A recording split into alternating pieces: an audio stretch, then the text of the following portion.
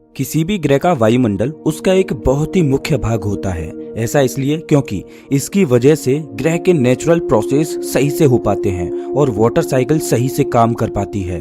हमारे सौर मंडल में ऐसे बहुत सारे सेलेस्टियल ऑब्जेक्ट्स हैं जिनके पास या तो वायुमंडल है ही नहीं या फिर होने के बावजूद भी काफी पतला है।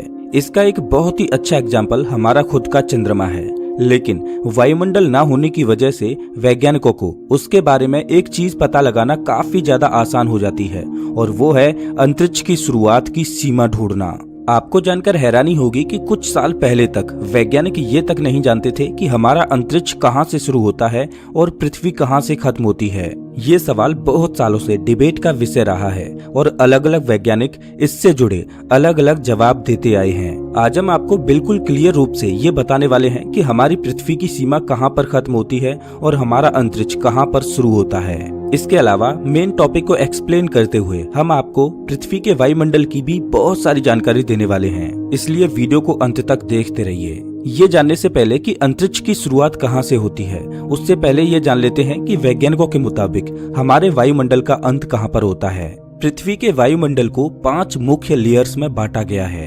ट्रोपोस्फेयर, स्ट्रेटोस्फेयर, मीसोस्फेयर, थर्मोस्फेयर और एक्सोस्फेयर। इन सभी सीमाओं को तापमान के मुताबिक बांटा गया है, यानी जैसे कि एक पर्टिकुलर हाइट पर जाने के बाद तापमान में गिरावट आने लगती है, वैसे ही उस एरिया को एक नई लेयर कहा जाने लगता है। सिर्फ तापमान ही नहीं बल्कि इन्हें केमिकल और फिजिकल प्रॉपर्टीज के आधार पर भी डिवाइड किया गया है। अब सीधी सी बात है कि अगर एक लेयर से दूसरे लेयर में टेम्परेचर डिफरेंस आ रहा है तो उसके फिजिकल और केमिकल कंपोजिशन में भी डिफरेंस जरूर दिखेगा। खैर चलिए वायुमंडल के इन 5 लेयर्स के बारे में थोड़ा गहराई में जानते हैं। ट्रोपोस्फेयर वायुमंडल की ये पतली लेयर होती है जिसकी शुरुआत हमारी पृथ्वी की सतह से होती है और ये पृथ्वी की सतह से करीब 12 किलोमीटर की ऊंचाई पर जाकर खत्म होती है। पृथ्वी के मौसम में जितने भी बदलाव होते हैं वो इसी लेयर में देखे जाते हैं। जितने भी जहाज, पक्षी और ड्रोन उड़ते हैं वो सब भी इसी लेयर में आते हैं। ये भले ही पृथ्वी की सबसे नीची लेयर हो लेकिन इसका हमारे जीवन पर बहुत ज्यादा असर होता है। वैज्ञानिक ऐसा मानते हैं कि आने वाले 50 से 100 सालों में हम इस लेयर पर पूरा कंट्रोल जमा लेंगे, जिसका मतलब ये होगा कि यहाँ पर होने वाली जितनी भी एक्टिविटीज होंगी उनको हम इंसान अपनी टेक्नोलॉजी के जरिए कंट्रोल कर पाएंगे। अगर आपने ये सोचा कि इसके जरिए हम अपने मौसम को भी कंट्रोल कर पाएंगे तो आप बिल्कुल सही हो। इनफैक्ट इस लेयर को कंट्रोल करने का मुख्य कारण भी यही है कि हम एक स्पेसिफिक एरिया के मौसम को आसानी से कंट्रोल करें ताकि वहां पर मौजूद फसल और बाकी इम्पोर्टेंट चीजों को कोई हानि ना हो। ऐसा कई बार किया जा चुका है लेकिन कोई भी एक्सपेरिमेंट सफल नहीं हुआ, लेकिन भविष्य में ऐसा होने के बहुत ज्यादा चांसेज हैं। स्ट्रेटोस्फेयर ये लेयर ट्रोपोस्फेयर के खत्म होने के बाद शुरू होती है और उससे करीब 38 किलोमीटर की ऊंचाई पर खत्म होती है। इसका मतलब ये हुआ कि इसके आखिरी छोर की ऊंचाई हमारी पृथ्वी की सतह से 50 किलोमीटर की दूरी पर होती है। वायुमंडल की इसी लेयर में ओजोन लेयर भी मौजूद होती है जो हमें सूर्य से आने वाले हार्मफुल पार्टिकल से बचाती है। इस लेयर की फॉर्मेशन पृथ्वी के शुरुआती समय में हुई थी जब यहाँ पर साइनोबैक्टीरिया भारी मात्रा में हुआ करते थे। खैर इस लेयर में हमें वेदर बलून और हाई फ्लाइंग प्लेन्स नजर आते हैं। एयरप्लेन को इतनी ऊंचाई पर तब उड़ाया जाता है जब उन्हें लॉन्ग डिस्टेंस ट्रेवल करनी होती है और फ्यूल बचाना होता है। अब शायद आपका ये सवाल हो सकता है कि प्लेन को ऊंचाई पर उड़ाने से फ्यूल बचाने का क्या कनेक्शन है। असल में जैसे जैसे हम वायुमंडल में ऊपर चलते जाते हैं वैसे वैसे पार्टिकल डेंसिटी कम होती जाती है। पार्टिकल डेंसिटी का मतलब होता है कि एक पर्टिकुलर एरिया में कितने ज्यादा पार्टिकल्स मौजूद हैं। जैसे कि सॉलिड की पार्टिकल डेंसिटी लिक्विड के मुकाबले ज्यादा होती है, वैसे ही लिक्विड की पार्टिकल डेंसिटी गैस के मुकाबले ज्यादा होती है। ऐसे ही ट्रोपोस्फेयर की पार्टिकल डेंसिटी स्ट्रेटोस्फेयर के मुकाबले ज्यादा होती है, जिसकी वजह से एयरप्लेन्स को वहां पर बहुत सारा फ्यूल एयर रेजिस्टेंस को कैंसिल करने में इस्तेमाल करना पड़ता है। लेकिन जब इन्हें स्ट्रेटोस्फियर में उड़ाया जाता है तो वो फ्यूल बच जाता है और प्लेन को एयर रेजिस्टेंस का ज्यादा सामना नहीं करना पड़ता। मीसोस्फियर ये हमारे वायुमंडल की तीसरी लेयर है जिसकी शुरुआत होती है स्ट्रेटोस्फेयर के खत्म होने के बाद और अंत होता है पृथ्वी की सतह से 85 किलोमीटर की ऊंचाई पर। यानी अगर हम बात करें इस लेयर की चौड़ाई की तो ये करीब 35 किलोमीटर मोटी होती है। इस लेयर में आते आते पार्टिकल डेंसिटी इतनी कम हो चुकी होती है कि यहाँ पर किसी भी एरोप्लेन को उड़ाना ऑलमोस्ट इम्पॉसिबल हो जाता है। अगर आप ध्यान दें तो आपको ये पता चलेगा कि जैसे जैसे हम वायुमंडल की लेयर्स में ऊपर जाते जा रहे हैं वैसे वैसे हमें अंतरिक्ष जैसे फीचर्स देखने को मिल रहे हैं। पार्टिकल डेंसिटी कम होना अंतरिक्ष की एक निशानी है जो हमें मेसोस्फीयर में साफ साफ दिखाई दे रही है। आपने कई जगहों पर टूटते हुए तारों के बारे में सुना होगा, जो असल में एक तारा नहीं बल्कि एक उल्का होता है जो पृथ्वी के वायुमंडल में आकर जल जाता है। ये जलने का प्रोसेस कहीं और नहीं बल्कि मेसोस्फीयर में ही होता है। कई लोग ये बताते हैं कि ये आग फ्रिक्शन की वजह से लगती है, लेकिन मैं आपको बता दूं कि ये पूरी तरह से गलत है। दरअसल जब भी कोई पत्थर का टुकड़ा पृथ्वी के वायुमंडल में प्रवेश करता है तो उसके आगे के हिस्से पर लगने वाला प्रेशर पीछे के हिस्से पर लगने वाले प्रेशर से बहुत ज्यादा होता है, जिसकी वजह से उसका आगे का हिस्सा आग पकड़ लेता है। यही कारण है कि हमें वो पत्थर चमकता हुआ दिखाई देता है और इसे लोग टूटता हुआ तारा बुलाते हैं। थर्मोस्फेयर। मेसोस्फीयर के खत्म होने के बाद आती है हमारे वायुमंडल की चौथी लेयर यानी थर्मोस्फीयर। इसकी शुरुआत होती है पृथ्वी की सतह से 85 किलोमीटर की ऊंचाई पर और अंत होता है पृथ्वी की सतह से 600 किलोमीटर की ऊंचाई पर। अभी तक हमने वायुमंडल की जितनी भी लेयर्स के बारे में आपको बताया उनमें से ये सबसे ज्यादा चौड़ी है, इसीलिए यहाँ पार्टिकल डेंसिटी बहुत ही ज्यादा कम होती है और यहाँ पर सिर्फ चार्ज्ड पार्टिकल ही मौजूद होते हैं जिन्हें कई बार आयंस के नाम से भी बुलाया जाता है। इंटरनेशनल स्पेस स्टेशन और पृथ्वी का चक्कर लगाने वाली सैटेलाइट्स इसी लेयर में मौजूद रहती हैं। अगर यहाँ पर पार्टिकल डेंसिटी ज्यादा होती तो सैटेलाइट्स का फंक्शन करना काफी ज्यादा कठिन हो जाता। अब क्योंकि इस एरिया में ISS चक्कर लगा रहा है तो इसका मतलब ये हुआ कि ये अंतरिक्ष में होना चाहिए। इसके बारे में हम आपको कुछ क्षणों में बताने वाले हैं, इसलिए वीडियो में अंत तक बने रहिए। अंत में आती है पृथ्वी की सबसे मोटी लेयर जहाँ पर पार्टिकल डेंसिटी ऑलमोस्ट ना के बराबर होती है। हम बात कर रहे हैं पृथ्वी की आखिरी लेयर एक्सोस्फीयर की। इसकी शुरुआत तो पृथ्वी की सतह से 600 किलोमीटर की ऊंचाई पर होती है, लेकिन अंत 10,000 किलोमीटर की ऊंचाई पर होता है। वैज्ञानिकों के मुताबिक यही वो एरिया है जहां पर हमारी पृथ्वी का वायुमंडल और अंतरिक्ष आपस में आकर जुड़ जाते हैं। लेकिन फिर भी हम ये नहीं कह सकते कि इसी लेयर से अंतरिक्ष की शुरुआत होती है। यहाँ पर काफी सारा स्पेस डेब्रीज मौजूद है और साथ ही में यहाँ पर आपको बहुत ही कम गैस मॉलिक्यूल देखने को मिलेंगे। इस लेयर को आप टेक्निकली स्पेस ही बोल सकते हो। अब ये तो बात हुई वायुमंडल की, जिसे डिवाइड करना काफी आसान था क्योंकि इसे एक फिजिकल क्वांटिटी के मुताबिक बांटा गया था जो था टेम्परेचर। लेकिन अंतरिक्ष और पृथ्वी की बाउंड्री को बांटना इतना ज्यादा आसान नहीं था क्योंकि उसके लिए किसी बेस मैट्रिक को चूज करना काफी ज्यादा कठिन था। बेस मैट्रिक चूज करने का मतलब है ये पता लगाना कि हम अंतरिक्ष और पृथ्वी को किस आधार पर बांटें। इस बात पर बहुत सालों से डिबेट की जा रही थी, लेकिन साल 1957 में थियोडोर कार्मन नाम के एक Hungarian American physicist and space flight engineer इसका एक बहुत ही अच्छा एक्सप्लेनेशन देते हैं।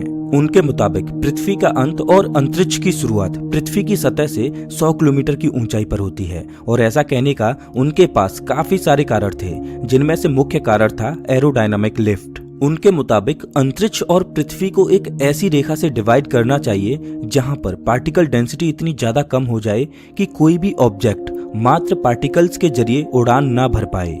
ये स्टेटमेंट काफी ज्यादा सिंपल है, लेकिन शायद आपको इसमें थोड़ी कंफ्यूजन हो, इसीलिए चलिए इसे थोड़ा अच्छे से समझते हैं। हम जानते हैं कि जितनी भी चीजें पृथ्वी पर उड़ती हैं, फिर चाहे वो आपका स्कूल में बनाया हुआ पेपर प्लेन हो या फिर एयर इंडिया द्वारा बनाया गया विशाल प्लेन, उनका एक बेसिक मैकेनिज्म एरोडायनामिक लिफ्ट होता है। इसका मतलब ये हुआ कि इन दोनों ही ऑब्जेक्ट्स को इस तरह से डिजाइन किया जाता है कि वो वायुमंडल में मौजूद पार्टिकल्स का पूरा लाभ उठाएं और इससे अपने वेट को बैलेंस करते हुए हवा में उड़ पाएं। यही कारण है कि हमें एरोप्लेन्स में विंग दिखाई देते हैं और साथ ही में इसकी बॉडी बिल्कुल रॉकेट की शेप में बनाई जाती है। ऐसे प्लेन को हवा का इस्तेमाल करने में आसानी होती है, जिससे वो आसानी से उड़ पाता है। अब ये तो केस हुआ हमारे वायुमंडल का, लेकिन जैसा कि मैंने आपको पहले ही बताया कि पृथ्वी की सतह से ऊपर जाने पर पार्टिकल डेंसिटी कम होने लगती है, जिसकी वजह से ये एरोडायनामिक लिफ्ट अचीव करना और भी ज्यादा कठिन हो जाता है। थियोडोर कार्मन के मुताबिक एक पॉइंट ऐसा आता है जहां पर ये एरोडायनामिक लिफ्ट अचीव करना ऑलमोस्ट इम्पॉसिबल हो जाता है, जिसकी वजह से उसे ही हम अंतरिक्ष की शुरुआत मान सकते हैं। जब उन्होंने अपनी मैथमेटिकल कैलकुलेशन से इस पॉइंट की ऊंचाई को कैलकुलेट करने की कोशिश की तो उन्हें पता चला कि ये पॉइंट पृथ्वी से बहुत ज्यादा ऊपर नहीं बल्कि मात्र 100 किलोमीटर की ऊंचाई पर ही मौजूद है। उन्होंने सिर्फ पार्टिकल डेंसिटी को ही नहीं बल्कि एटमॉस्फेरिक प्रेशर को भी साथ में लेकर एक ऐसे फॉर्मूले को डिजाइन किया जिससे हम ये पता लगा सकते हैं कि किसी भी ग्रह का वायुमंडल कहाँ पर खत्म होता है और अंतरिक्ष कहाँ पर शुरू होता है। उनके मुताबिक इस 100 किलोमीटर वाले पॉइंट पर एटमॉस्फेरिक प्रेशर सी लेवल पर मौजूद एटमॉस्फेरिक प्रेशर के मुकाबले 10,000 गुना कम होता है। अगर किसी भी ऑब्जेक्ट को इस लेवल पर उड़ना है तो वो एरोडायनामिक लिफ्ट की मदद से उड़ान नहीं भर सकता बल्कि उसे ऑर्बिटल वेलोसिटी की जरूरत पड़ेगी। इसका मतलब ये हुआ कि इस 100 किलोमीटर के पॉइंट पर आने के बाद कोई भी स्पेसक्राफ्ट हवा के जरिए नहीं बल्कि पृथ्वी की ग्रेविटी के जरिए ही उड़ान भर सकता है।